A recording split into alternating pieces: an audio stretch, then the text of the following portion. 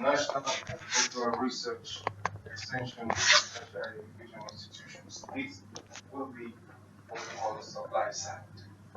This is where the push is coming from the educational institutions or the research institutions. This is where all the human resource is being pushed out from. So that's the supply side.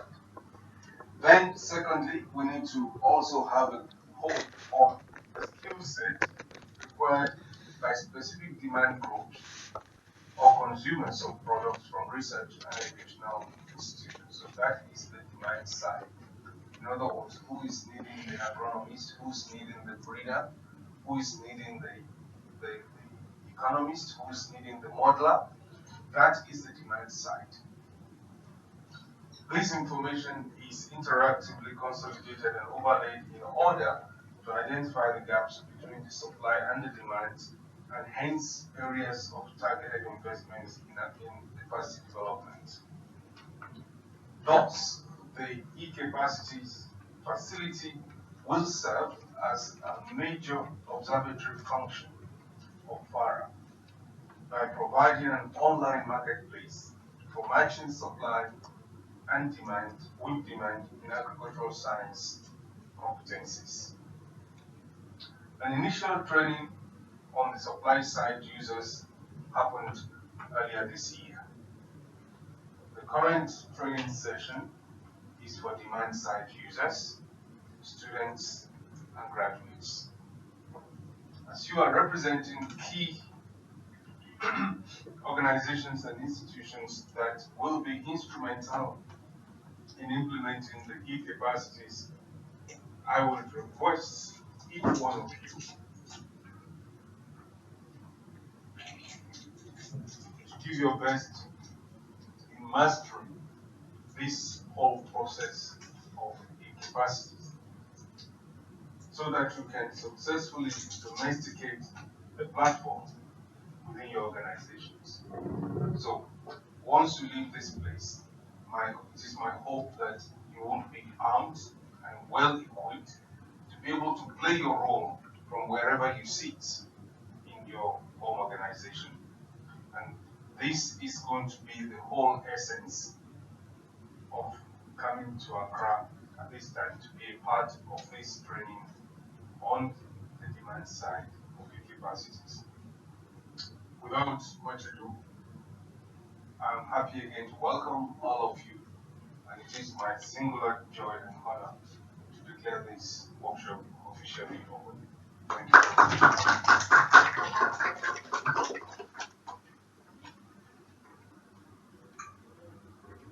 Thank you very much, Director. I think I will follow up the opening remarks with the PowerPoint that shows use a quick overview of what we are about on capacities, and then we would take a few photos so that you can join. Then we'll come back and we'll do the overview, the consultant will do the overview of the capacity by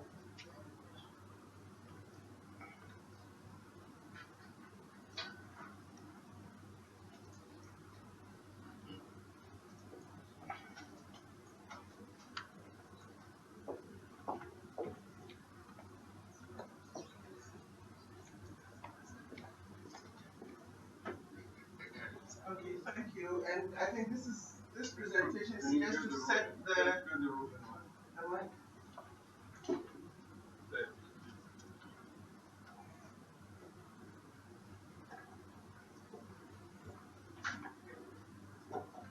It's just to set our training in context so that you see the bigger picture of what the ED has presented to us this morning.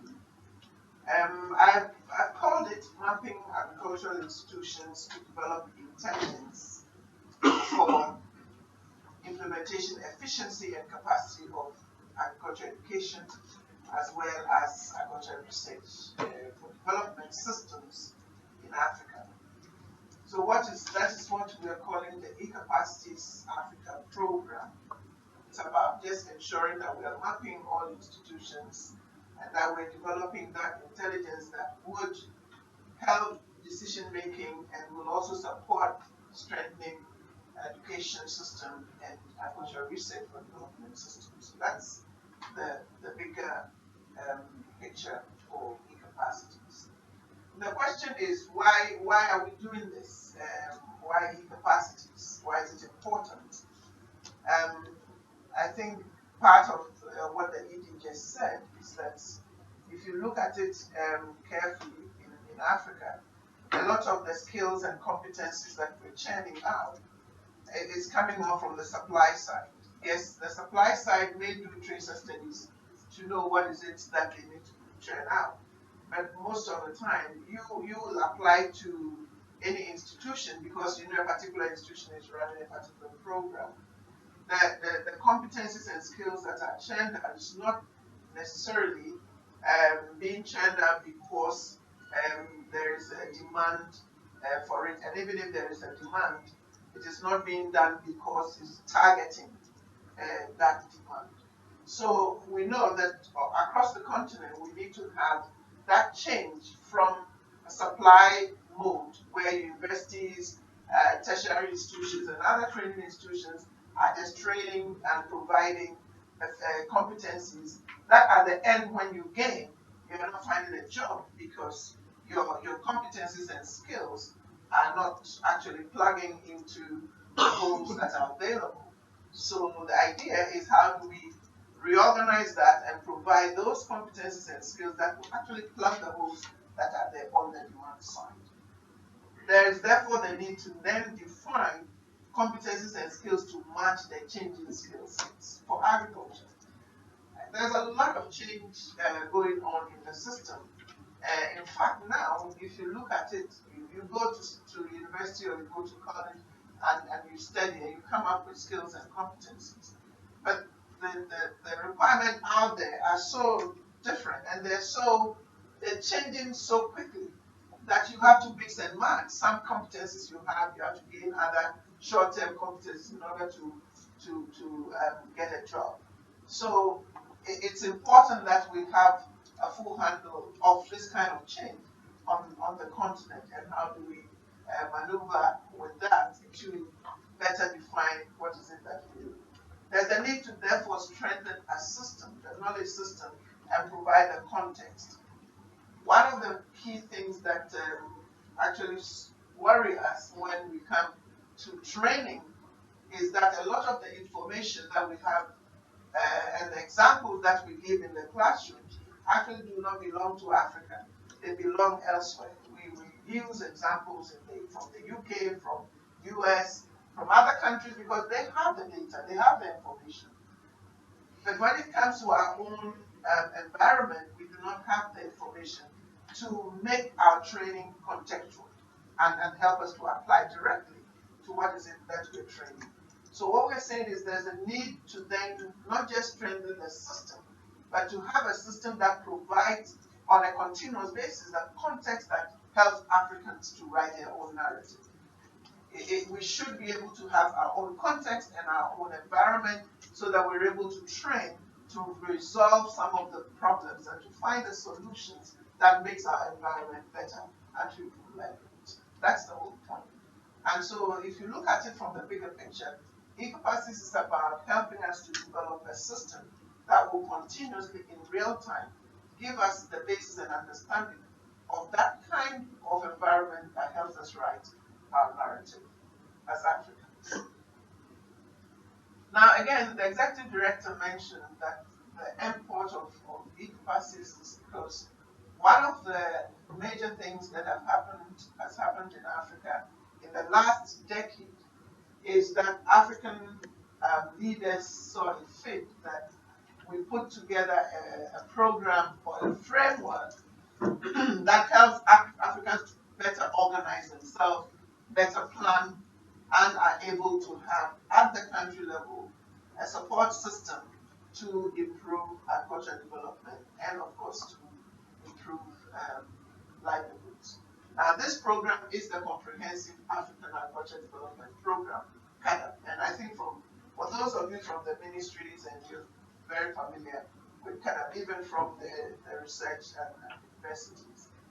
Now, CADAP, after 10 years of planning and getting countries to be part and parcel of this planning process, now moved into a phase where it needs to implement. And what CADAP is simply saying is that countries must have the capacity to demand what is it that a country will require to implement its program and to implement it in such a way that is able to hit the targets and lift, as it were, economic growth in the country.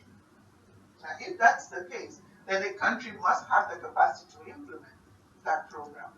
Now, so if you unpack that statement, if you unpack the issue of what is it that a country requires to be able to implement, you have a whole lot of issues that you need to drill down to. But one of the critical elements there, of course, is the human capital or the capacity or the resource that the country should have in order to do that. And implementation is also a whole lot of issues, not just going to university or to learn science and to apply. It's about from management right down to the application of the science that you go and learn in school. So the need for a country to articulate what is it that it requires itself is a capacity issue. And all these things a country can easily do if it has good information, if it has good a system that tells at the policy level what is happening in a particular country. So again, you see e-capacity being contextualized from that standpoint that a country requires that.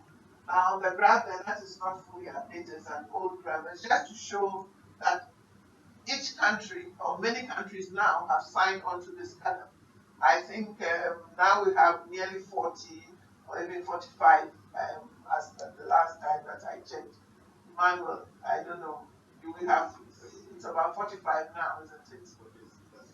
46 now countries that have actually engaged with CADAP. And so you see almost the continent, if you look at it from Sub-Saharan Africa, are already engaged in the process.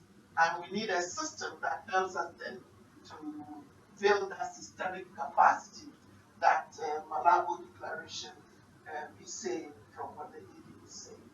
This is a bit crowded, but I still put it there just to then show that after we rattle all these things from continental perspective, what is the meaning of that for us at the country level?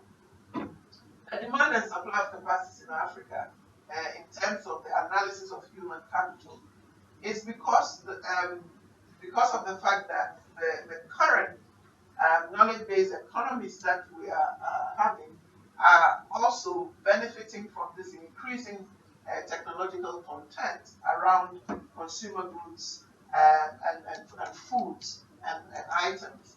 And because of that, we need to have a consensus on how to match the new skills with what is existing. It means that there are a whole lot of us that have come out of training.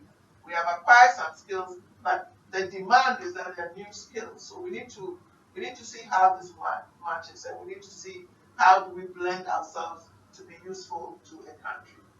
Also, this is even heightened by the ICT revolution, and that causes a complete change of skill sets. I mean, now, if you go to some of the developed countries or even in Africa, when you go for an interview, many places it's like, do it and let's see attitude. They put the thing in front of you, say you can do it, let's show us how you can do it. So it's not about just going to learn the theory and you can come and rattle and say that you're a graduate. It's about actually how also.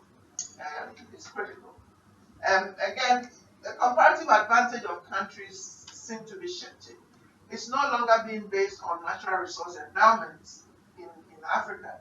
That Ghana, oh, we can proudly boast of cocoa and our gold and our minerals and those things. It's now being based, more on the man-engineered knowledge. How do you harness those natural resources and be able to be ahead of the curve? So it's critical that we look at the ongoing changes in competencies and skills that a country would require to be ahead of the curve.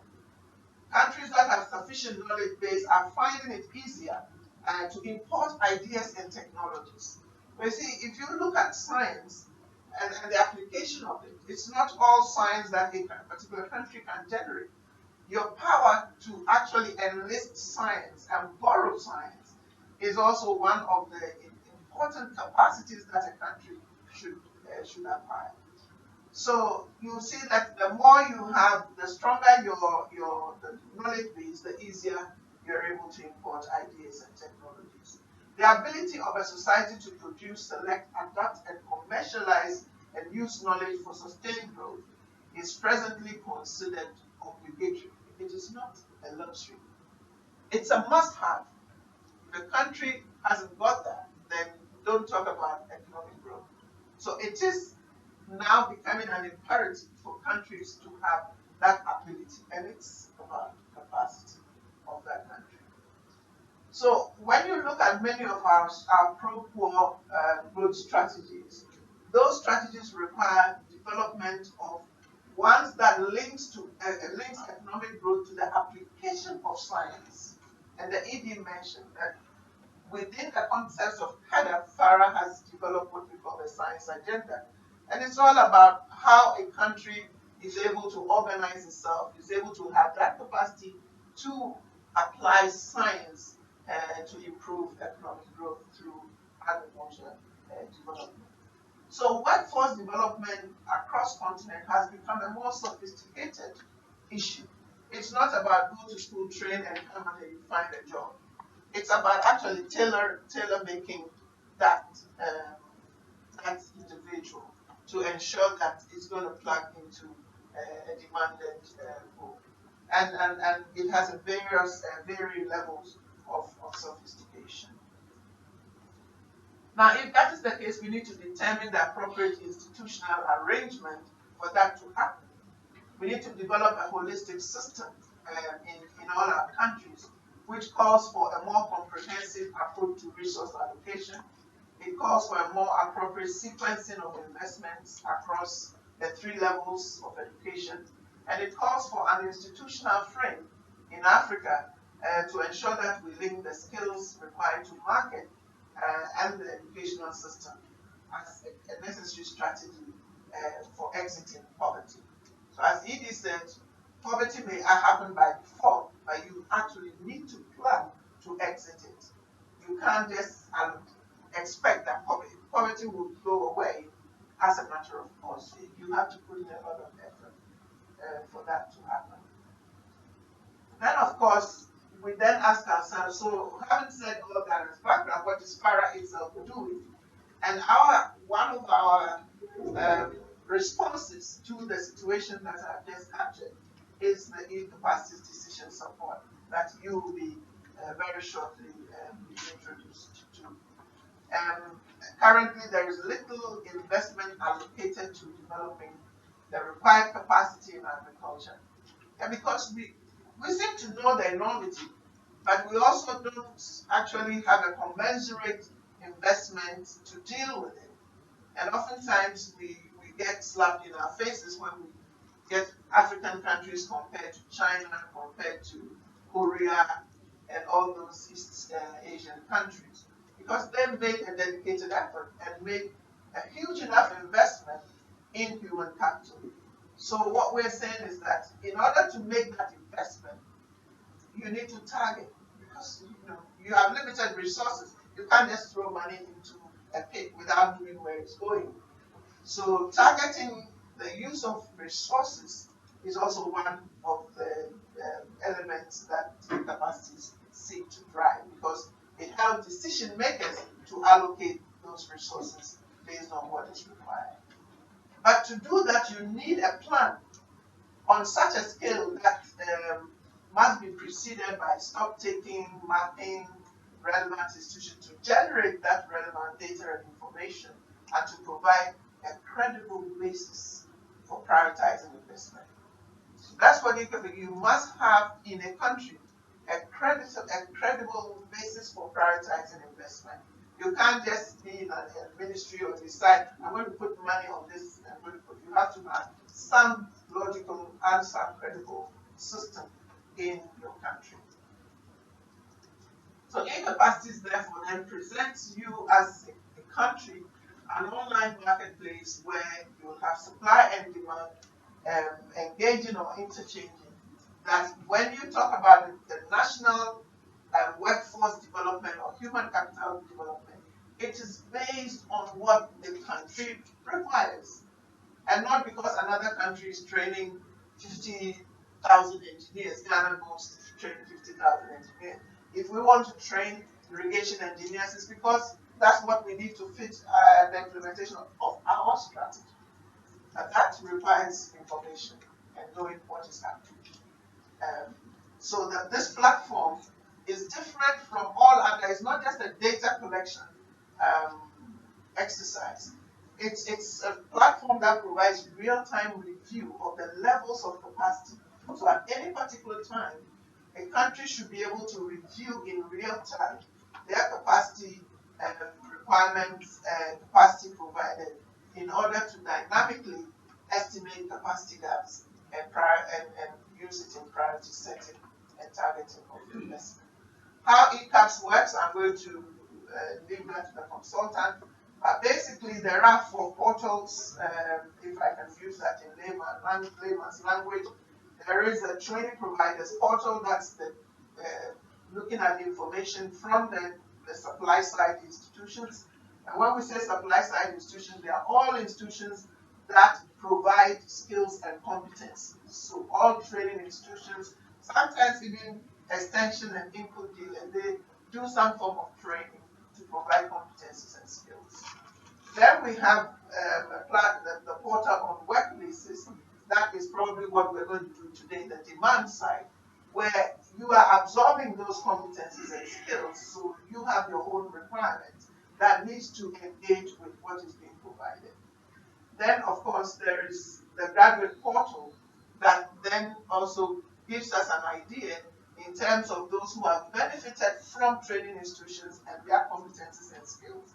If I'm a scientist in CRI or in ZARI, what are the skills that I gained from my university that helps me to do that work as a scientist or as a researcher, or as an extensionist or as an in industry, which is even the bigger private sector. What are some of the skills?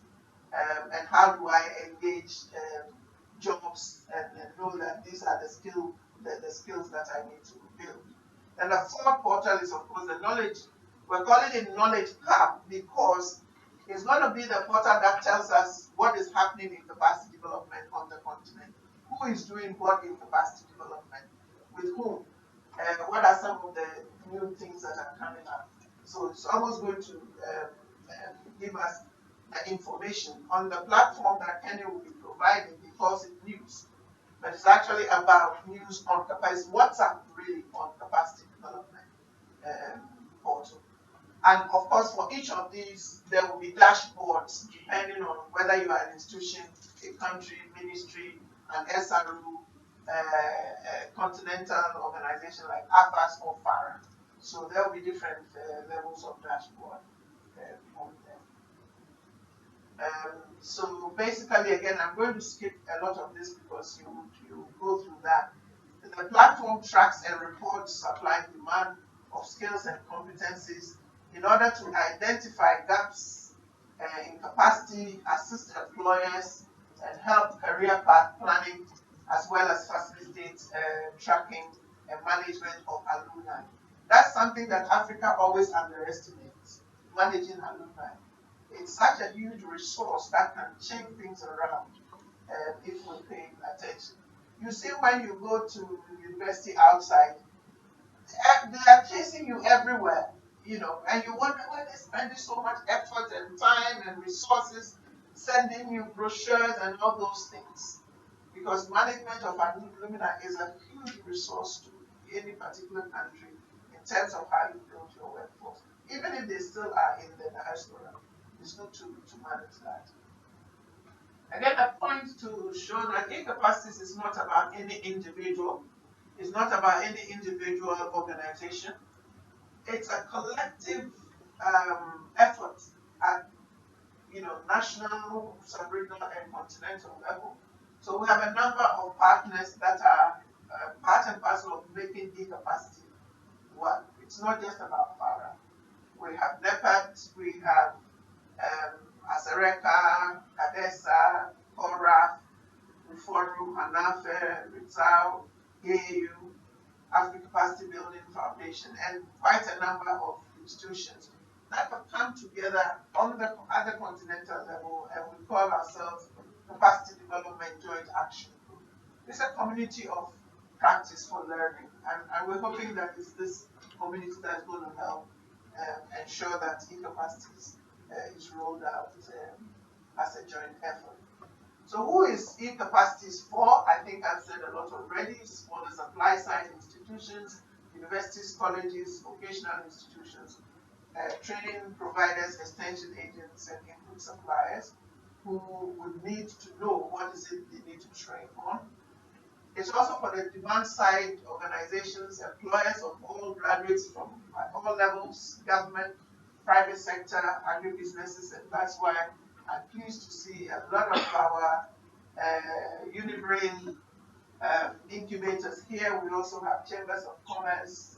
We're expecting Association of Ghana Industries and other private sector umbrella organizations. And of course, farmer-based organizations. I see Africa Connections is here, part of it. Again, in terms of benefits, they're huge. I mean, we've given you about e-capacities, and when you read, you see it gives you a compendium of benefits. But basically, it monitors the industry in terms of demand for specific agricultural skills in order to inform, on one side, the curriculum review. So if e-capacities take off in earnest, those what we do tracer studies, will be a thing of the past, because we do tracer studies once in 5 years, or sometimes even 10 years in the university. But a whole lot of things would have happened. So we're not able to keep abreast with things. It also tracks the graduates and reports on the employment trend. So in this day and age, you need to know the employment trend before you advise your wards to train. Helps mobilize support to upgrade training capacities and address identified shortages, and promotes generally knowledge products, innovations, patents, publications. That's what FARA is about. So we need to know how we're able to spearhead the generation of innovations and spearhead the generation of patents, because e-capacity actually captures all that. When it comes to your research institutions, it's going to capture that and be able to avail it to other institutions that may work with you to even improve on those innovations. Employers, again, it helps to report the requirement for specific competencies within the organization, accesses profiles of graduates with relevant skills, reviews knowledge products uploaded by your provider side. It actually documents needs, problems, and experience within the organizations. And this is critical. For the universities, it's even going to serve as an internal quality assurance system that helps you to actually look at the kind of competencies that you are churning out, and helps identify providers to facilitate in-house lifelong learning. That helps it to be more targeted. As of now, it's just by turns. If I came and I'm in the university for a longer period and there's a training program, then I go to do the training. It doesn't really matter whether I'm the best person to get that training to help that organization.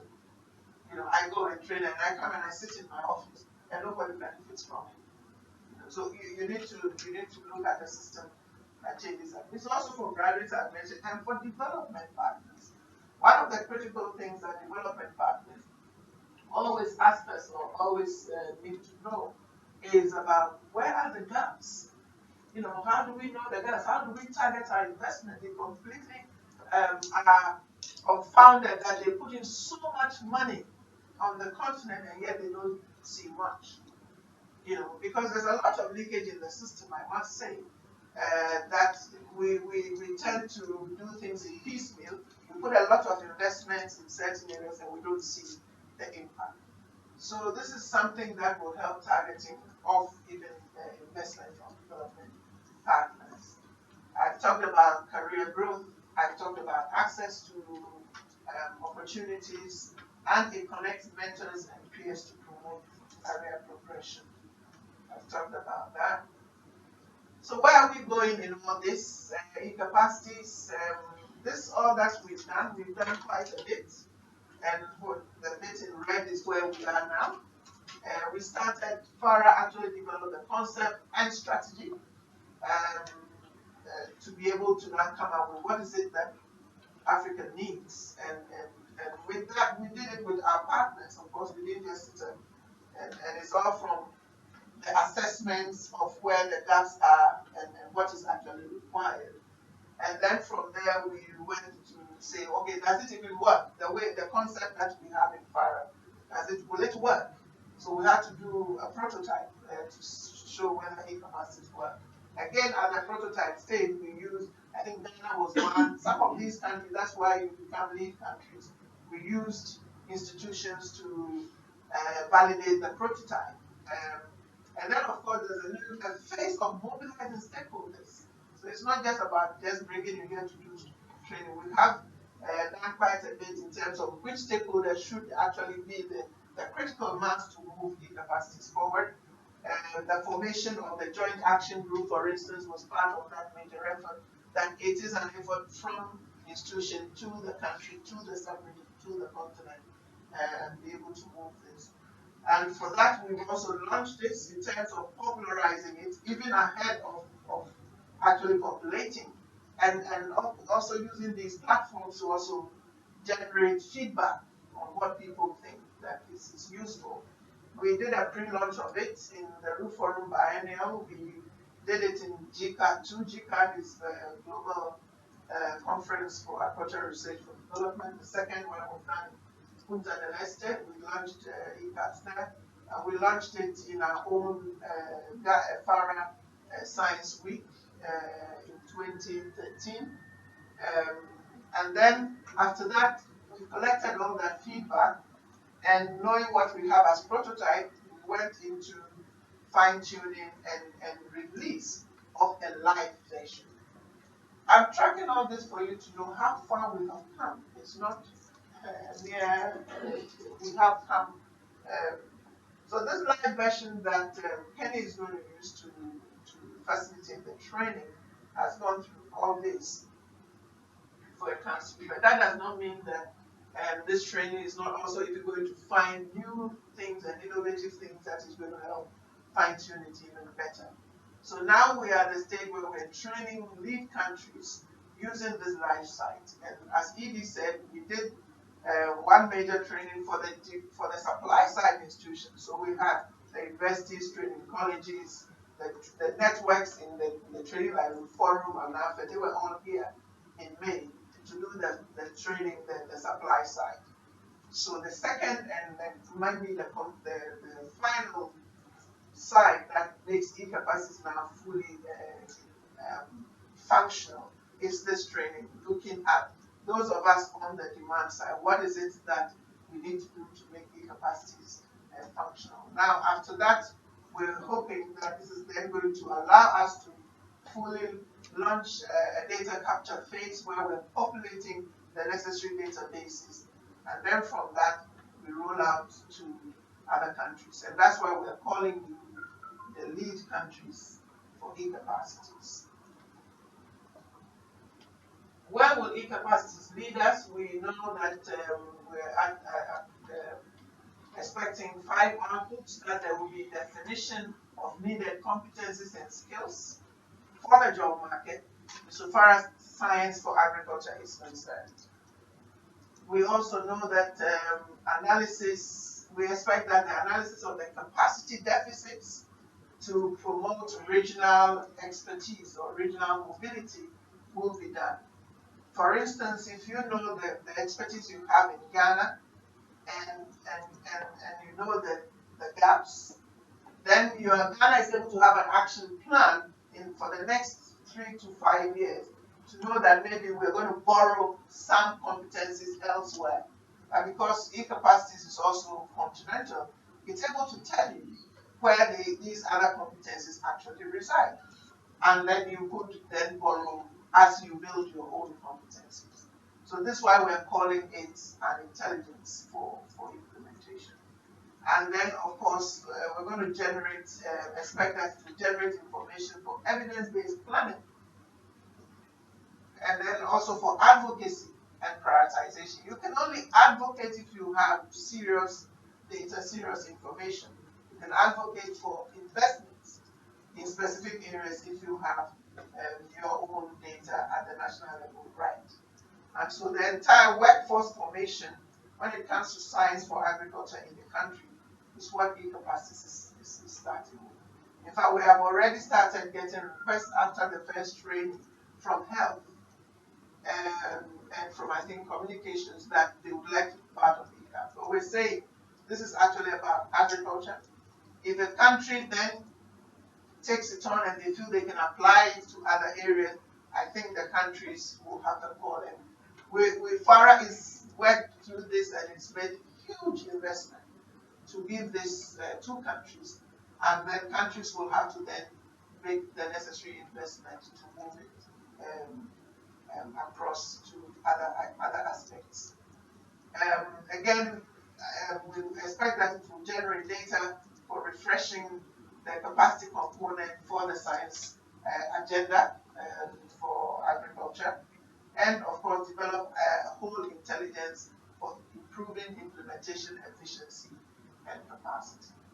So a whole lot of algorithms will be going on in the background of eCapacity platform to be able to keep giving you some indices at country level to help you to do that efficiency of capacity.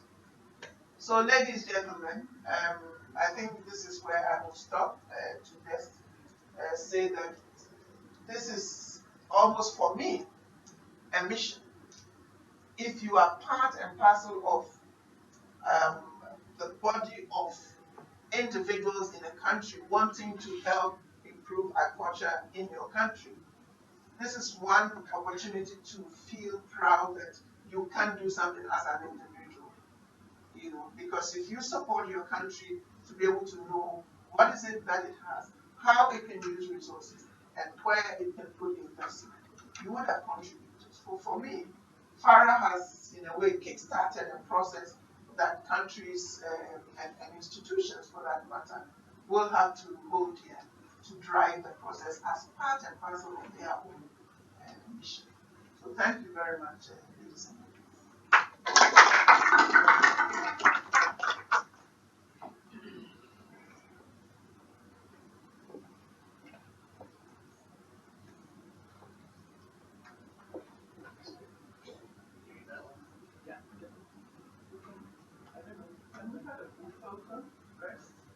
Because all we do is after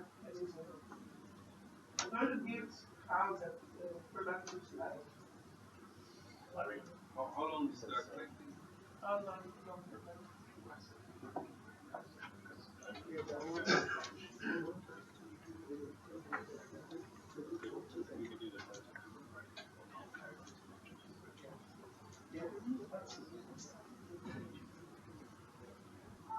So let's do the group photo, the EDs here.